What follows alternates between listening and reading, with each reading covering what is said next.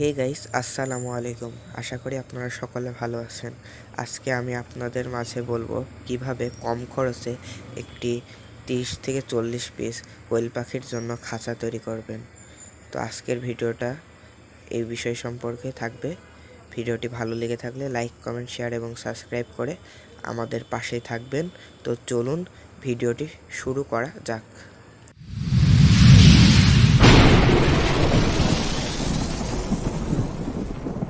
So guys, স্ক্রিনে আপনারা যে খাঁচাটি দেখতে পাচ্ছেন, এই খাঁচাটির দৈর্ঘ্য রয়েছে 45 ইঞ্চি এবং এই খাঁচাটির উচ্চতা রয়েছে 18 ইঞ্চি।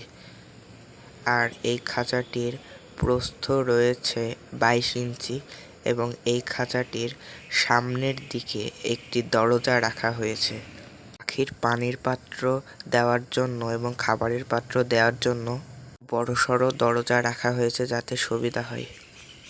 তো চলুন দেখে আসা যাক এই খাঁচাটি বানাতে আমাদের কি কি লেগেছে। এই খাঁচাটি বানাতে আমাদের যা যা লেগেছে, 1 নম্বরে লেগেছে কাঠ, 2 নম্বরে আমাদের এখানে লেগেছে আরএফএল নেট, 3 নম্বরে আমাদের এখানে লেগেছে স্টিল পেরেক, চতুর্থ আমাদের লেগেছে লোহার পেরেক, পঞ্চমত লোহার চাটকি। আমি এখানে লোহার চাটকি বলতে এই যে স্ক্রিনে যে ছবিটি দেখতে পাচ্ছেন এইগুলোকে বোঝাচ্ছি। এগুলো আপনারা যে কোনো হার্ডওয়্যারের দোকান থেকে কিনে নেবেন। এরপরে আমাদের লেগেছে কবজা, তারপর ছিটকেনি, বাঁশ, ছোট হ্যাজবল এবং তালা। এখানে আমার আরেকটি জিনিস লেগেছে, সেটা আমার এখানে লেখা হয়নি, সেটা হলো টিন। তো এবার চলুন দেখে আসা যাক খাঁচা বানাতে মোট কত টাকা খরচ হয়েছে। 1 নম্বরে কাঠ। যেহেতু আমার কাছে কাঠ ছিল সেহেতু আমার কাঠ কেনা লাগেনি।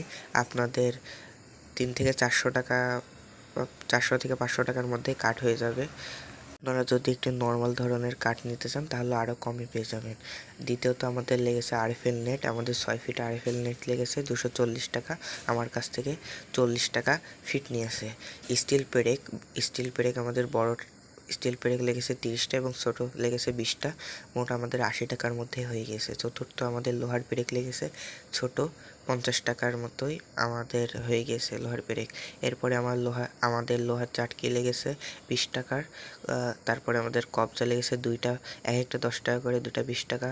7 নম্বরে লেগেছে আমাদের ছিটকানি, একটা ছিটকানি 60 টাকা নিয়েছে। 8 নম্বরে বাঁশ আমার কেনা লাগেনি। আপনারা নিকটস্থ কোনো বাঁশের দোকান বা আপনাদের বাসার থেকে থাকলে সেখান থেকে আপনারা সংগ্রহ করতে পারেন। আর 9 নম্বরে আমার লেগেছে ছোট হ্যাজবল একটা লেগেছে, 20 টাকা নিয়েছে আমার কাছ থেকে। এরপরে আমার একটি তালা লেগেছে। আমি একটি তালা কিনেছি, আমার কাছ থেকে 70 টাকা নিয়েছে। এখানে আমার আরেকটা জিনিস লেগেছে, সেটা হচ্ছে টিন। আমি উপরে টিন দিয়েছি।